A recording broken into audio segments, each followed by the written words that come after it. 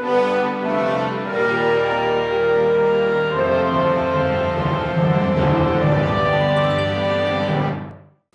to MyLegislator.tv. We're here each week with Representative Shane Jett. Shane, thanks for stopping in. It's good to be here, and I appreciate you giving us the opportunity to talk to our constituents. There is always something going on up here at the Capitol. Today, you have a nice little I'm for Life button. What's that all about? I ran on a very strong pro-life ticket, and this is just today we're commemorating the pro-life agenda that we have for the House.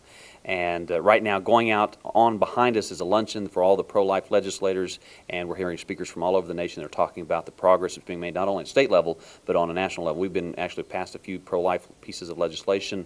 Yesterday was the bill that prohibited someone from aborting a baby simply because of their gender. So this is the day they're coming to commemorate the progress being made or highlight some of the areas that we need to be concerned about if you happen to be pro-life. And again, it's just another great opportunity to witness how civilians come together for what they believe in to have their impact heard on Capitol Hill. Shane, talking about that, how can we become more educated about the bill process and where we are now that the first round of committee is finished? Well, it's a complicated process, and you have to go through each step, and there's rules requiring time frame from one step to the next step. So it's a little bit complicated. But the first thing that happens is you do your bill, and then it gets assigned to a committee. And that committee hears the bill or not, and that chairman makes that decision. In fact, there was a big controversy how much power the chairman have on whether or not they'll hear your bill or not. Once that's heard, you get either a do pass or a do not pass recommendation from the committee. If you get a do not pass, you're dead for the next 2 years with that particular piece of legislation. In my case, I passed 4 pieces yesterday. They all went, so they're being assigned to general order, and that means they're in the floor leader's office, and he has the option of putting it on the floor calendar, and that's what you want to happen, because then you get to actually present your bill to the entire legislative body.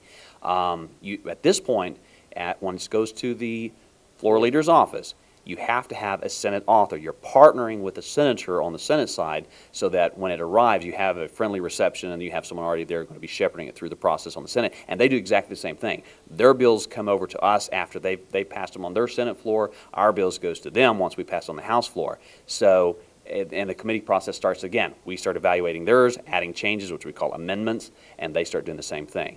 Once that process has happened, then it comes back to the House floor and to the Senate floor, and we get to agree or disagree with the changes that's been made. If we do not make any changes, then it goes straight to the governor.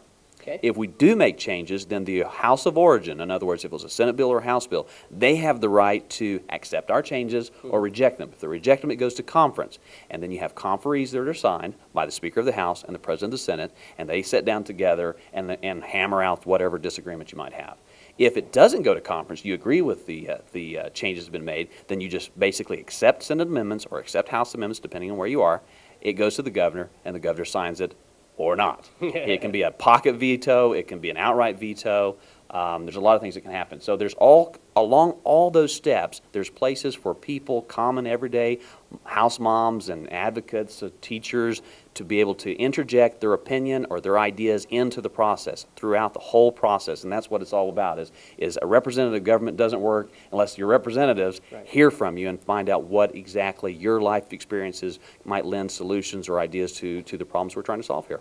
It's the balance that helps legislation become good legislation before it's passed. And if you would like to become educated on what bills are out there, or perhaps even what your representative has authored or had a part in, you can go to the okhouse.gov website, and you can do that research simply by looking up your representative, and from there you can find out the types of bills or the types of suggestions that they have made for Oklahoma law. Now, Shane, one in particular that you have brought about is the official state abbreviation changing word on state flag. That is, let's see, HB 2230, House Bill 2230. Talk a little bit about that bill. That's an exciting bill, and really initially it creates an emotional reaction. You're tampering with the flag. It's not like the United States flag. It's a little bit different, and it takes a lot more to do. But even the United States flag has changed significantly over our 200-year history. In fact,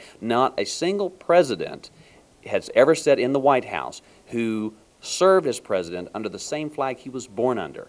So there's a lot of changes that are incorporated. So it's not unusual for changes to happen in the flag. What we have to make sure is that the changes are appropriate and they reflect your point of history. And the thing is, whenever the change of the flag takes place, the previous flag becomes a collector item. So it's actually, you're raising the value of today's flag. And what we're doing is we're taking the flag of Oklahoma. It says, it has the Osage shield with all the symbolism that goes with it, the peace pipe, the olive branch, symbols of peace, symbols of protection.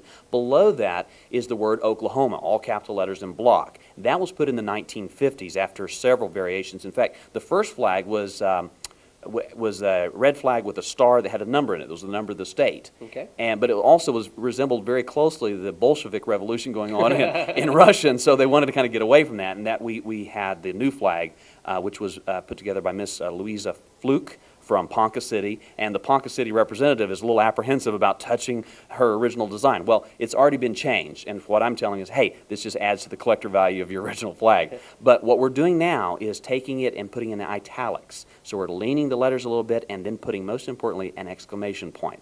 And what we're saying is, you know what, we've gone through the first 100 years, we have a lot to be excited about, and this is an opportunity for us to say, you know what, we're proud of where we are. This land is something to be proud of, and let's put an exclamation point. And that does a number of things. One, it emphasizes the fact that we're proud of who we are. We have just as much right to be proud of our state as our neighbors to the south. The Texas, whenever you're at any kind of a vacation event, to say who's from Texas, and then you get loud screams and the hook 'em horns and all that. Well, Oklahomans have just as much to be proud of, but we're going to do it a little more classy. We're going to put an exclamation point, we're going to put italics on our flag, providing that 50 members of the legislature agree, and the Senate also agree, and the governor signs it into law. I believe it builds on a very solid progressive foundation of we have a lot to be excited about. It's going to create a dialogue. We're going to get emails, we're going to get emotional phone calls. People are going to have an opinion, and that's good, because what I really want to happen is for people to ask the question, why should we be excited about Oklahoma history?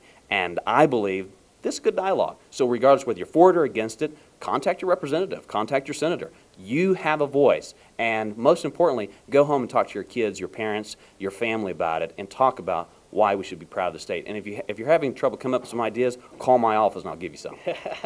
That is a great example of what we try to do here on mylegislator.tv. We want dialogue between constituents and the representatives from all over the state, graciously providing their time in order to speak with all of us. Representative Jett, thank you very much, as always, for coming by. Absolutely.